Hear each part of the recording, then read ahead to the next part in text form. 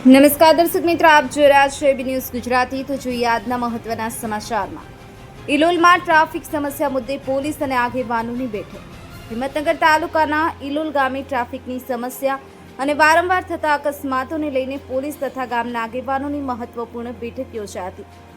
Ilol outpost ખાતે યોજાયેલી આ બેઠકમાં હિંમતનગર ગામે પોલીસ સ્ટેશનના PI Shri, PSI Shri, traffic પોલીસના પીએસઆઈ શ્રી તેમજ ઇલોલ આઉટપોસ્ટના સ્ટાફ અને ગામના આગેવાનો ઉપસ્થિત રહ્યા હતા।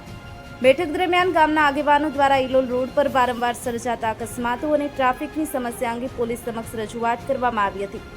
ખાસ કરી ઇલોલ પાણીની ટાંકી વિસ્તાર પાસે ટ્રાફિકની સમસ્યા રહેતી હોવાથી ત્યાં મેકર જમ્પ સ્પીડ બ્રેકર બનાવવાની જરૂરિયાત અંગે ચર્ચા કરવામાં આવી હતી।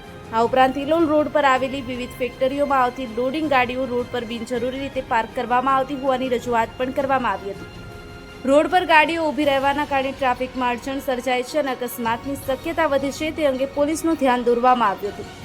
આ અંગે પીએસઆઈ જોશી સાહેબ દ્વારા આગેવાનોને ખાતરી આપવામાં આવી હતી કે રસ્તા પર જરૂરી સ્થળોએ સ્પીડ બ્રેકર બનાવવા અંગે રિપોર્ટ તૈયાર કરી રોડ વિભાગ સાથે ચર્ચા કરવામાં આવશે। સાથે જ રોડ પર બિનજરૂરી રીતે વાહનો પાર્ક કરનારાઓ સામે પણ પોલીસ દ્વારા નજર રાખી નિયમ મુજબ કાર્યવાહી કરવામાં આવશે, જેથી ટ્રાફિક વ્યવસ્થા સુધારી શકાય અને અકસ્માતોને અટકાવી શકાય। ઇલોલ ગામમાં લાંબા સમયથી ચાલી રહેલી ટ્રાફિક સમસ્યાના ઉકેલ માટે પોલીસ અને ગામના આગેવાનો વચ્ચે યોજાયેલી આ બેઠક।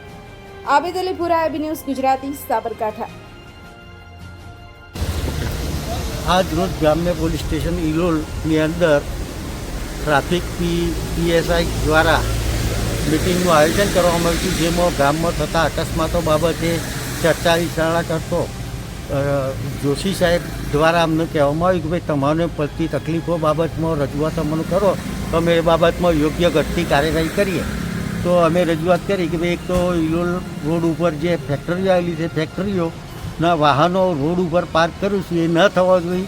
બીજા નંબરમાં કે ગામમાં સ્પીડ બ્રેકરોની ખાસ જરૂરિયાત છે, એ બાબતમાં રજૂઆત કરી છે। એમને સ્થળ સાથેનું લખી અને લીધું અને એમના દ્વારા કીધું કે અમે પોઝિટિવ રજૂઆત કરીશું અને તમારા આ સ્પીડ બ્રેકર વહેલી તકે બને એવી કાર્યવાહી અમે કરીશું, એવું આશ્વાસન આપેલ છે।